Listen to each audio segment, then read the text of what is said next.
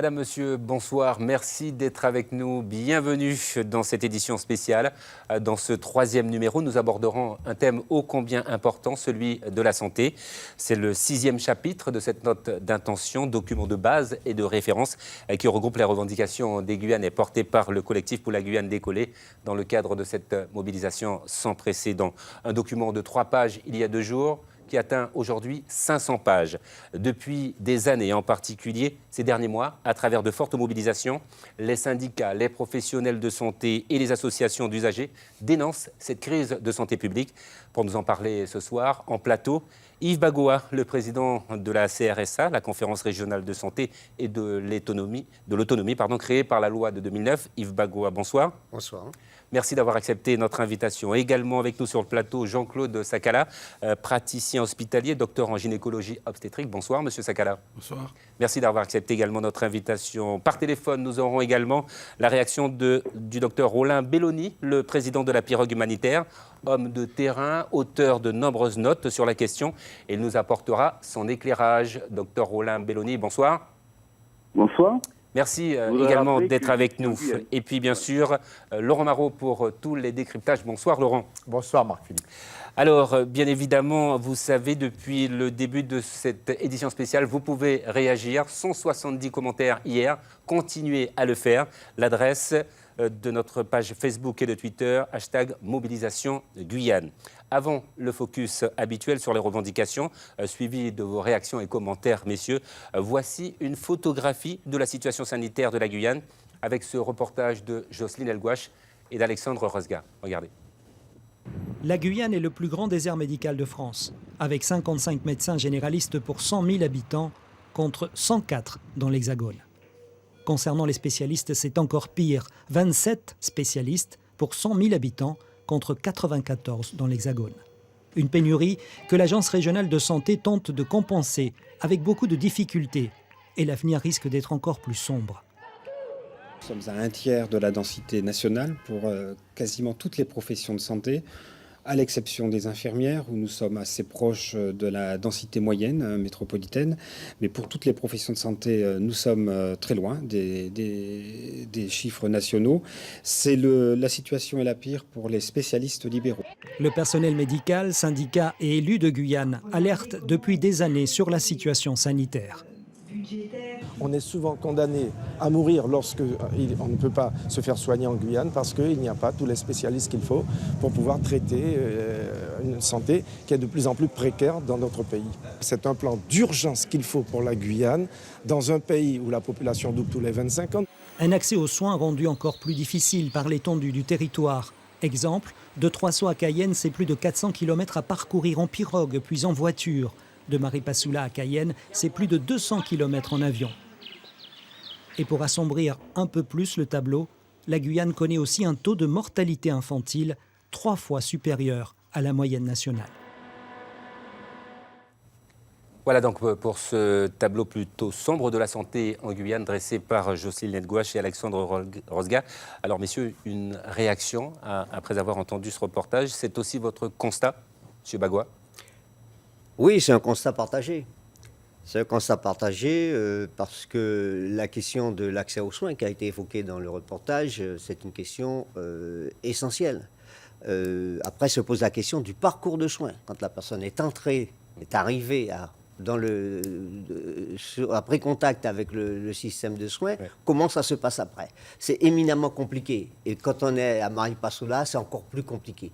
Quand on est quand on est amérindien, par exemple, c'est encore plus compliqué parce qu'on ne comprend pas tout. La question de la santé en Guyane, elle est éminemment, c'est-à-dire compliquée, complexe, parce qu'on a des situations d'abandon. On voit la question de l'hôpital de Cayenne notamment. On a des questions culturelles.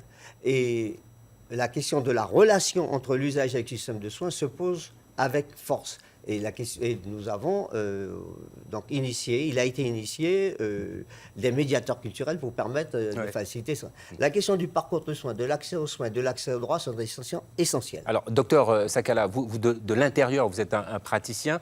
Vous vivez également toute cette pression dans le contexte de la Guyane? Oui, tout à fait. Comme disait M.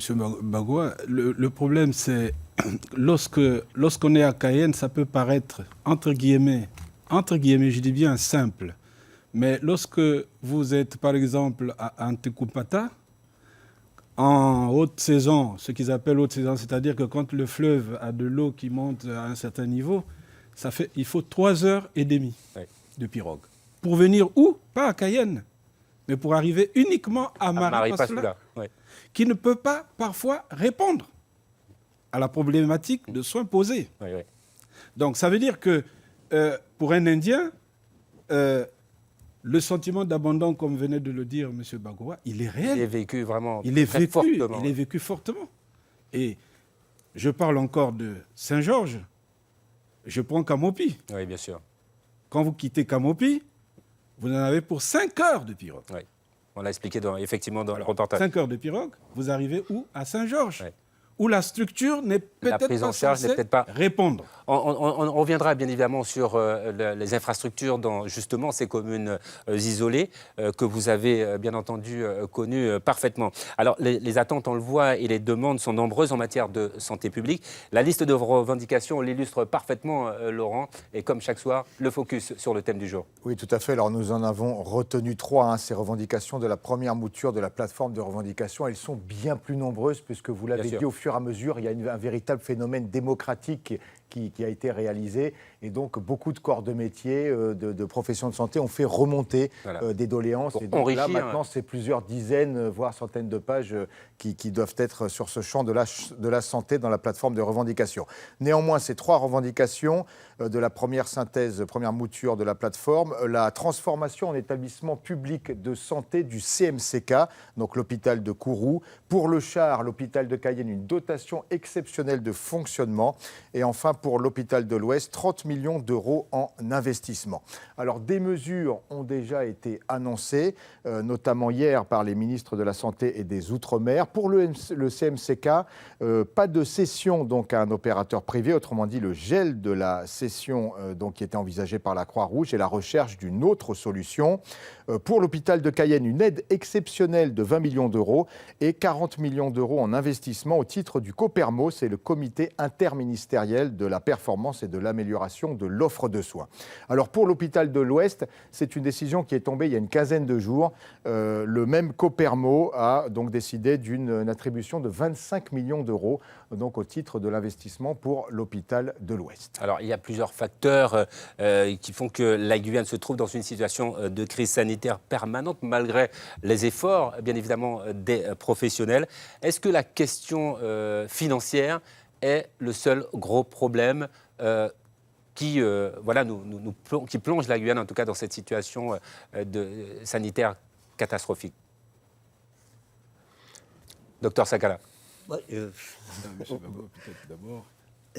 Les questions sont diverses et elles sont complexes. Alors, il y a la question financière, c'est évident, c'est évident. La question de la T2A, on a évoqué tout à l'heure, c'est un vrai problème pour les établissements. On va essayer d'expliquer tout à l'heure d'ailleurs. La question essentielle, c'est celle de la démographie médicale. Aujourd'hui, on n'a pas les professionnels en nombre suffisant pour prendre en charge notre santé. Et ça, c'est dans tous les domaines. Que ce soit sur le sanitaire, que ce soit au niveau du libéral, c'est-à-dire la médecine de ville, que ce soit dans le médico-social. On parle très peu du médico-social, mais c'est un secteur important. C'est un secteur important parce qu'il concerne toutes les personnes handicapées, toutes les personnes en situation de handicap et les personnes âgées. Oui. Bon. Ce secteur, on n'entend pas beaucoup parler, mais c'est un secteur essentiel. Il manque des professionnels. Il manque des professionnels à la fois, mais pas seulement des médecins, il manque des professionnels, tout type de professionnels. Surtout, sur chaque profession de santé, nous sommes largement en deçà du niveau national. 2 fois moins de médecins généralistes, 4 fois de moins de spécialistes. On estime pour 20 à 30 ans à venir qu'il faut 300 à 400 médecins supplémentaires pour garder le niveau actuel. Ouais. Garder le niveau actuel, pas l'améliorer. Il faut 300 à 400 sur les 20 à 30 ans. Donc se pose derrière une question essentielle, celle de la formation. Mais je pense qu'on va évoquer ça tout à l'heure. Docteur Sakala, votre réaction là-dessus? Oui, je pense que si le problème financier, il est toujours celui qui est mis en avant. Mais il y a aussi, et ce problème financier tient à lui tout seul pratiquement la possibilité d'innover. Puisque tout à l'heure on parlait de centre de santé, je reviens là-dessus parce que c'est un sujet qui me tient à cœur. Pourquoi? Parce que on ne peut pas continuer à penser de cette manière. Un centre de santé, quand on le conçoit, au début, quand vous les regardez, tous ces centres de santé, ils ont pratiquement plus de 25 ans d'existence, pour la plupart. Moi, j'ai commencé à y aller en 93, donc au jour d'aujourd'hui, ça fait 24 ans. Oui. N'est-ce pas? Et donc, ces centres de santé, on les retrouve dans le même état. Dans le même état. Mais pour répondre à une population qui a changé. Et qui a augmenté. Et qui a augmenté. Donc, l'échantillon de la population, par exemple, à Maripasoula, tourne autour, d'après les statistiques, autour de 12 000 habitants. À l'époque où on avait pensé ce centre de santé, c'était pour répondre à une problématique d'un échantillon d'habitants autour de 4-5 000. Aujourd'hui, ça a presque triplé. Oui. Alors, comment voulez-vous que dans une structure où la population est passée du simple au triple, continuer à penser que ce centre de santé doit exister pour 5 000 ou 4 000 habitants? Non, non, là, c'est pas juste. Ça veut dire qu'il faut penser autre chose. Donc, la proximité pour Maripasoula d'être à côté d'un aéroport, un aérodrome qui fonctionne très bien, donc, avec trois mouvements. Il y a la question de l'aménagement également du L'aménagement de ce territoire. centre de santé pour qu'il réponde correctement. Il y aura un problème. Il y aura de l'argent, bien sûr. Il y aura de l'argent. Mais il n'y aura pas que de l'argent. Puisqu'il y a des médecins qui sont sur place, il faut maintenant penser autrement. C'est-à-dire que le voir maintenant, non plus comme étant un centre de santé, mais comme un petit hôpital de secteur. Justement, nous allons y arriver tout à l'heure. Laurent. Oui, non, justement, je pense que c'est important d'entendre à ce stade le docteur Tegna, puisque nous l'avons rencontré cet après-midi, le docteur Tegna, qui est médecin généraliste à Cayenne. Vous avez certainement connu... le responsable du centre de santé de Papaichton pendant près de 4 ans, et qui est également très intéressé par cette question. Et comme vous, il en arrive à la même conclusion qu'il faut véritablement construire un mini-hôpital à Maripasoula. Il nous explique pourquoi. On l'écoute.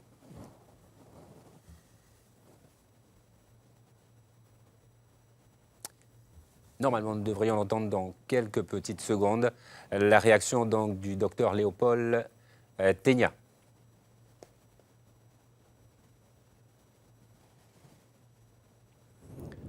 Donc un docteur qui d'ailleurs devrait être délégué sur le Haut-Maroni, sur cette question prochainement. Très prochainement, oui. Voilà, tout à fait. Est-ce que nous pouvons entendre donc le docteur Léopold Tegna? Voilà, d'ici quelques petites secondes, puisque c'est effectivement très important. Il répondait, voilà, on l'écoute. Papaichton, un petit hôpital de dimension humaine, voilà, avec 4 ou 5 pôles, laboratoire, imagerie, même s'il n'y a pas d'IRM, médecine, pôle femmes-enfants et chirurgie.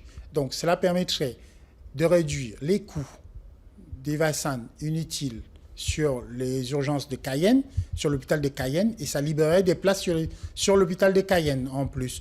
Donc cela permettrait aussi aux parents d'économiser de l'argent, puisque quand ils viennent à Cayenne, c'est à peu près 300 à 400 € de dépenses de leur poche en termes de transport et d'hébergement. Donc pour venir pour une consultation, ou bien pour qu'on leur dise aux urgences, il n'y a rien de grave, retournez à Papaichton.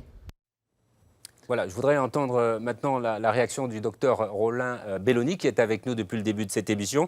Vous avez suivi toutes les réactions, docteur Belloni, sur cette question justement de la transformation de ces centres de santé. Vous connaissez très bien le territoire par rapport à la pirogue humanitaire. Est-ce que nous avons le docteur Belloni toujours en ligne ?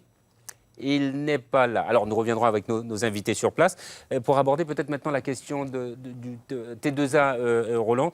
Selon certains spécialistes, la réforme de l'assurance maladie qui a été modifiée, on le sait, notamment le mode de financement des hôpitaux remplacé donc par le dispositif T2A, est un facteur de dégradation, semble-t-il, du système. Est-ce que vous nous le confirmez, vous en tant que professionnel et spécialiste?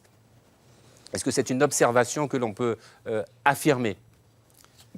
Puisqu'avant, il y avait des dotations qui étaient donc reversées aux hôpitaux et avec donc cette modification de la loi en 2000, me semble-t-il, ce dispositif est-il un facteur de progression qui permette aux hôpitaux de se développer comme une entreprise, visiblement?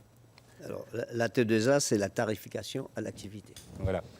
Donc, on est sorti d'un système, on va dire, au prix de journée, pour passer à un système qui fait le parallèle ou qui est calqué sur la médecine de ville. Vous allez voir votre médecin, vous payez une consultation, vous payez un acte. Maintenant, à l'hôpital, ça fonctionne un peu comme ça. Le patient, on lui a diagnostiqué une pathologie, il y a un acte à réaliser, il y a une nomenclature qui est établie par les autorités sanitaires du pays, et ça coûte tant, et l'hôpital est remboursé tant pour son acte.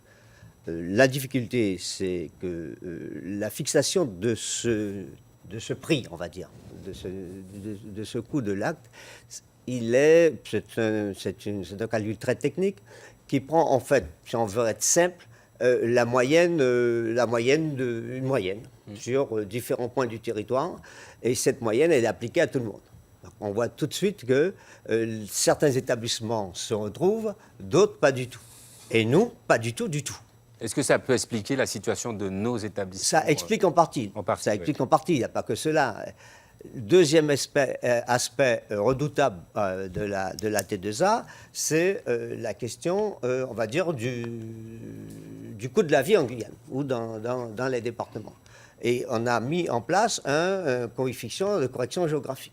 C'est-à-dire, comme on estime que la vie, pour les salaires des fonctionnaires, par exemple, on augmente de 40%, eh bien, on va augmenter le coût de l'acte d'un certain montant. Cet indice de correction, il est largement insuffisant. Et on arrive à une situation où, sur certains actes, sur certaines hospitalisations, l'hôpital perd de l'argent. Le fait de recevoir un patient, de le soigner, au lieu de faire une marge pour pouvoir faire vivre le reste, il perd de l'argent. Et ces questions-là ne sont pas réglées. J'ai écrit à Madame le ministre il y a quelques mois, il n'y a aucune réponse. Il y a un mépris total de la population sur ces questions-là qui sont essentielles. On a parlé de questions d'argent, mais là, c'est du quotidien. Oui. Alors, comment se fait-il que pour ce coefficient de correction géographique, par exemple, la Réunion est largement encore devant la Guyane, par exemple, quand on sait les contraintes de la Réunion, il y en a certes, mais par rapport à la Guyane, elles sont moindres, voyez-vous. Alors, est-ce qu'il n'y a pas aussi un défaut de lobbying, de pression unitaire en Guyane par rapport au ministère de la Santé ou d'autres pouvoirs publics pour faire bouger les lignes ? Vous êtes président de la conférence régionale de santé et de l'autonomie. Est-ce qu'il n'y avait pas aussi matière à fédérer tous les acteurs sur cette question-là pour être entendus à Paris? Cette démarche n'a pas été une démarche isolée de la CRSA. Ça a été une démarche concertée avec les parlementaires. Avec les parlementaires, avec les collectifs de l'hôpital, à la fois l'intersyndicale et les représentants des usagers. Qu'est-ce qu'on vous a répondu? Moi, personnellement, je n'ai pas de réponse. Personnellement, je n'ai pas de réponse. Alors, pourquoi il n'y a pas de réponse? Il faut voir les responsables. Les responsables? Mais l'État. Marisol Touraine, l'État. Le ministre. Le représentant de l'État sur le territoire n'est pas en mesure de répondre. Il s'agit du directeur général de l'ARS. Il faut aller plus haut. Sur cette question-là, l'État ne souhaite pas aborder la question. Est-ce qu'à votre connaissance, cette question de tarification est un élément de négociation dans la crise actuelle? Je ne sais pas, je n'ai pas été associé. On m'a demandé, j'ai su qu'il fallait envoyer des recommandations, des avis. J'ai envoyé les recommandations de la CRSA qui datent de 2012, 2014, 2016. Après, il appartient aux initiateurs du mouvement. Mais je sais qu'au sein de ce mouvement, il y a des gens qui sont parfaitement informés de ces questions-là. Je n'ai pas de souci à me faire là-dessus. Nous avons retrouvé M. Roland Belloni. Docteur Belloni, vous êtes là? Docteur Roland Belloni, est-ce que vous m'entendez? Nous aimerions bien vous entendre ce soir. Non, nous n'avons pas monsieur le docteur Rollin Belloni. Oui, alors, docteur Rollin Belloni, vous nous entendez? Nous étions en train de discuter de ce dispositif, la T2A, qui manifestement... Allô? Je n'ai pas entendu votre question. Voilà, nous parlions de la T2A, ce dispositif qui a modifié un petit peu le financement des établissements hospitaliers. Votre réaction là-dessus, si vous voulez la partager avec nous? Je veux d'abord vous remercier de votre invitation et dire que je suis en Guyane et au téléphone parce que quand vous êtes arrivé cet après-midi, oui. Je suis arrivé cet après-midi et que je voulais bien sûr participer à ce grand moment historique que nous vivons. Vous savez l'expérience que j'ai acquise à travers Pirogue Militaire depuis bien 20 ans et que je sillonne toute la Guyane. Pour répondre à votre question, il y avait une première question qui m'intéressait, c'était les centres isolés. Donc, je vais répondre à la T2A. La T2A, c'est la tarification à l'acte qui déjà fait défaut et déstabilise les dépenses de santé en métropole. Ici, la T2A a été remplacée par tarification globale. Or, cette T2A n'est pas adaptée à la Guyane, qui déjà souffrait pour le recouvrement de ces actes, vient assommer le système et mettre vraisemblablement aujourd'hui le système de santé dans un véritable coma. Donc il faut revoir la T2A. D'ailleurs, elle sera revue avec le futur président de la République, parce que même en métropole, la T2A ne sera plus d'actualité. Très bien. Voilà pour votre réponse concernant pour ma réponse sur la T2A. Voilà. Concernant les centres de santé, maintenant, vous vouliez effectivement apporter votre sentiment, puisque vous connaissez le terrain. Oui. Alors, quelle que soit l'étude que vous faites, que ce soit clinique ou épidémiologique, vous allez toujours trouver ce qu'on appelle l'effet fleuve. L'effet fleuve, c'est l'effet littoral et le fleuve. Plus vous vous enfoncez à l'intérieur de la Guyane, et on sait très bien que la Guyane est divisée en deux parties, le littoral et l'intérieur. Plus vous vous enfoncez à l'intérieur du littoral, et plus vous êtes en zone isolée, et plus vous êtes dans un sous-développement. D'ailleurs, quand on va sur le Maroni, on a l'impression de ne pas être en Guyane. On a l'impression d'être ailleurs, dans un pays sous-développé. Donc, le problème de l'isolement, c'est aussi le problème de sous-développement. C'est-à-dire qu'il n'y a pas les éléments pour pouvoir pratiquer une médecine correcte. Tout, dans les différents rapports que j'ai remis aux autorités, aux politiques depuis 10 ans, il faut absolument développer l'intérieur. Le premier développement passe par un hôpital à Maripasoula, un hôpital à Saint-Georges-de-l'Oyapock. Il faut absolument qu'il y ait 2 hôpitaux, un à l'intérieur, un dans l'Est, un dans le Haut-Maroni. Voilà ma réponse pour les centres isolés. Très bien. Justement, je voudrais maintenant vous faire partager une image, une belle image, celle d'une infatigable militante et qui a mené de grands combats pour construire et conserver justement cette couverture sanitaire en Guyane. Il s'agit de l'ex-secrétaire générale de l'UTG, Patricia Saïd, qui hier, vous allez le voir, avec une vingtaine d'employés du char, sont allés soutenir les manifestants en se rendant sur plusieurs barrages de l'île de Cayenne. Occasion pour Patricia Saïd de rappeler les principales revendications de l'UTG et qu'on va retrouver dans ce que vous aviez dit, monsieur, ce soir, notamment un hôpital dans l'ouest, dans l'est. On écoute Patricia Saïd, elle est au micro de Thierry Merlin. Nous avons été sollicités et nous avons remis hier, parce que là encore il nous fallait prendre du temps, et pouvoir dissocier la plateforme revendicative d'intérêt général dans le cadre d'une politique de santé pour la Guyane et la plateforme revendicative en interne pour pouvoir plaider et exiger des conditions de travail convenables. Nous avons un protocole d'accord signé du 17 janvier 2001 avec l'obtention d'un CHU en Guyane. Il nous avait été demandé une réflexion de 10 années, nous sommes arrivés à 20 ans. Et malheureusement, comme je le dis toujours, le syndicat à sa limite, les politiques ont beaucoup plus de pouvoir que nous. Nous espérons que cette masse populaire nous permettra de nous réunir avec nos politiques. Et puis s'ils veulent bien nous recevoir, nous sommes à leur disposition pour monter ce projet dans le cadre d'un CHU en Guyane, un hôpital pour Maripasoula et un hôpital pour Saint-Georges, 2 hôpitaux performants qui pourront prendre en charge les populations dans nos communes enclavées. Vraiment l'idéal. Alors le CHU, Laurent, cette question, vous l'avez posée, nous avons eu quelques petites réponses ou... Écoutez, Effectivement, selon mes informations, effectivement, cette revendication du CHU, alors du côté des autorités de santé, on voit ça avec beaucoup de prudence.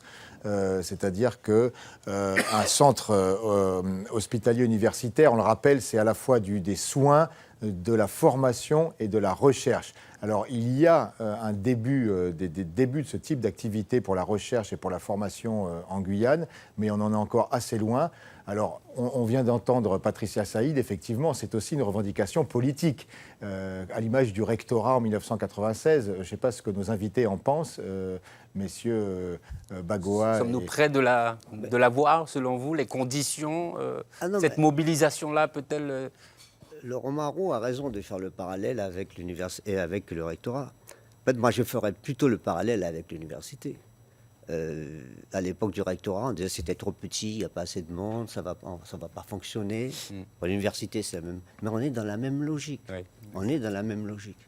Mais ce qu'il faut savoir, c'est que la formation, j'ai évoqué la question de la formation, quand on y arrive, le CHU, c'est une chose, mais le CHU doit s'appuyer sur l'université, s'appuyer sur la recherche. Et sur le territoire de la Guyane, il n'y a pas lieu potentiel de recherche plus extraordinaire que celui-là. Ouais.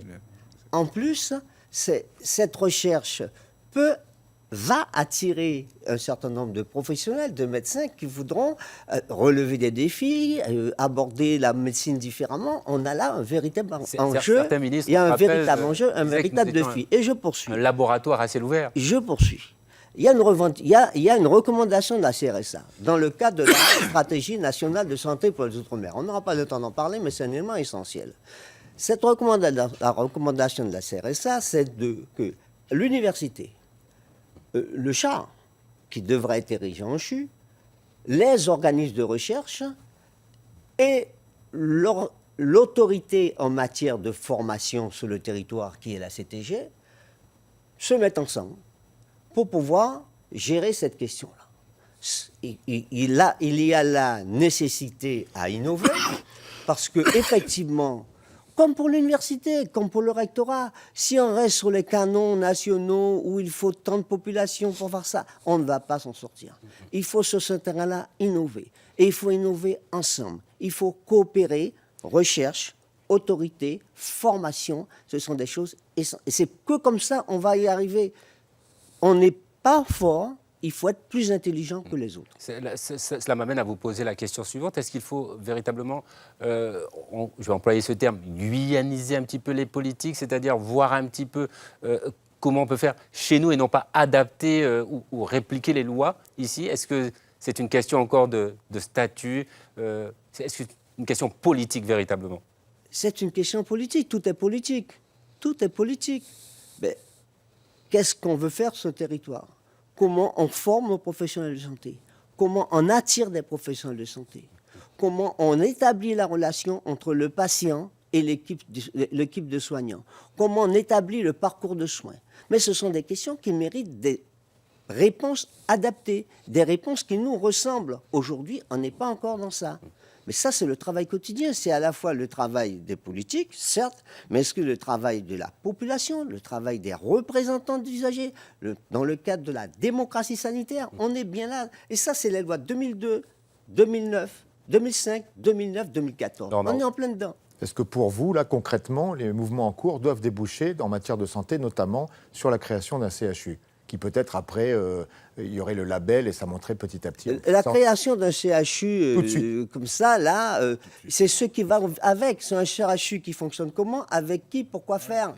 C'est ça l'essentiel. Et c'est pour ça que la réflexion de la CRSA, c'est de dire qu'on doit innover en la matière. Et pour innover, il faut rassembler. Donc vous êtes pour la CRSA, de toute façon, est pour la construction de ce CHU. Pour que l'hôpital de Cayenne soit érigé en CHU, c'est une revendication de la CRSA, aucun problème. Mais ça ne suffit pas. Il faut aussi faire ce que je viens d'évoquer tout à l'heure, il y a une coopération nécessaire entre les acteurs et il faut innover la matière pour poser au gouvernement des questions auxquelles il n'y a pas pensé. Et parce que c'est à nous d'y penser. Votre réaction là, déjà deux unités. je signe Ouais. pour... Avec Naché. Avec le professeur Mathieu Naché, il y a une unité de recherche déjà. Oui. Avec le professeur Carme qui est parti à la retraite, il y a des déjà éléments. Mais bien sûr, bien sûr. C'est-à-dire que l'hôpital de Cayenne, dans sa situation actuelle, a pour vocation à devenir un CHU. C'est clair, il n'y a même pas de discussion là-dessus. À partir du moment où les centres de santé de Marie Passelet de Saint-Georges, dont nous avons parlé tout à l'heure, ont pour vocation à devenir des hôpitaux de secteur, avec 4 à 5 unités phares, c'est-à-dire dans ces structures qui sont très éloignées, un service de maternité niveau 1, avec la possibilité de faire une césarienne dans les meilleurs délais et dans de bonnes conditions. Un service de maladies infectieuses, un service de médecine interne et un service de pédiatrie. Cela veut dire que, par la suite, lorsque quelqu'un arrive de ces structures pour aller vers la grande structure, il faut que ça soit un CHU. Très bien. Donc, c'est clair, on doit Il n'y a pas visualiser ce de CHU maintenant, c'est ce que disait M. Barois, pour que, avec déjà les unités existantes, on puisse attirer d'autres unités de recherche, petit à petit, pour que d'ici probablement 3 ans, 4 ans, ce CHU puisse voir le jour. Le pôle femmes-enfants est déjà là. Pendant longtemps, on a dit que ce n'était pas possible. Il y a plusieurs éléments qui bien sûr. Cela. Nous avons pratiquement terminé cette émission. Je voudrais quand même la terminer avec le docteur Roland Belloni, qui devrait nous donner également son sentiment pour l'avenir. Nous sommes en train de nous projeter, docteur, dans l'avenir, face à cette mobilisation générale. Nous parlons de la santé ce soir. Comment voyez-vous les choses? Est-ce que, par exemple, sur la question du CHU, nous l'aurons, selon vous? Les éléments sont là. Nous avons plusieurs travaux qui sont en cours. Quel est votre sentiment, docteur Belloni? Je pense qu'il faut agir méthodiquement. Il faut déjà tenir compte de la situation réelle du pays. Premièrement, je veux revenir sur la première question, sur le bassin de santé et le bassin de population. Nous avons un bassin de santé qui ne correspond pas à notre bassin de population. Vous avez par exemple 5 bassins de population qui sont l'ouest, vallée du Maroni, bassin de l'intérieur au Maroni, bassin de l'est, vallée de l'Oyapock, bassin des Savanes, Kourou, Sinaméré, Kubo, bassin du centre, du littoral. Donc chaque bassin devra avoir un hôpital. Ça, c'est la première chose. S'agissant de l'université, nous avons vécu une aberration totale quand nous avons une université de plein exercice. On nous a tout donné et puis on a gardé la partie santé pour l'université anti-Guyane, et le CHU n'a pas pu voir naître. Donc ça, c'est important. Mais cependant, il faut agir. Dans l'action, c'est, si vous voulez avoir un CHU, il faut avoir des étudiants. Si vous n'avez pas d'étudiants, vous n'avez pas de CHU. C'est le basique du basique. Donc il faut mettre en place la première année de médecine en Guyane, la PACES. Au jour d'aujourd'hui, l'État a augmenté le numerus clausus. On nous a augmenté de 30%. 30% pour la Guyane. Mais bien sûr, c'est une boutade. 2 sur 5. Ça veut dire que nous avons 5 étudiants guyanais qui pourront être médecins. Même pas médecins, pas 16, c'est-à-dire ou kiné, ou médecin. Comment voulez-vous résoudre le problème? Comment voulez-vous mettre en place un CHU sans ça? Donc, ouvrir la PACES et mettre un vrai numerus clausus pour les Guyanais. Nous y avons déjà pensé, puisque nous allons mettre en place une filière santé, première, deuxième, en terminale, seconde et terminale. Donc, il faut préparer les jeunes pour qu'ils rentrent dans la PACES et pour qu'ils puissent réussir. Deuxièmement, les internes. Je prends le début et la fin du cursus. Les internes. Vous ne pouvez pas être interne en Guyane si vous êtes guyanais et que vous êtes à Amiens. Il faut donc passer des conventions avec les universités pour que nos Guyanais, nos enfants qui font leurs études de médecine ailleurs, puissent aussi accéder. Ça, c'est la deuxième chose. Et la troisième chose, c'est la recherche. Et c'est pour ça que nous, à Pirogue Humanitaire, tous nos travaux sont des travaux basés sur la Guyane, l'hypertension, le diabète, l'obésité, le chikungunya, le paludisme, sont des travaux. Donc on peut, avec le peu d'éléments, le peu de moyens qu'on a, on peut déjà accélérer le processus. Bien sûr, Il s'agit d'un problème politique. Et si les politiques Évidemment. ne libèrent pas, ne participent pas, alors on va peut-être demander aux 500 frères d'agir. Très bien, merci docteur Belloni pour cette réaction. Voilà, nous arrivons quasiment à la fin de cette édition spéciale. Merci Yves Bagouin, merci docteur Sakala pour vos réactions, pour votre témoignage et aussi pour toutes ces informations. Laurent Marot, merci. Merci. On se retrouve demain pour une autre édition spéciale. Vous restez avec nous sur Télé Guyane. Excellente soirée. Merci, bonsoir, à demain.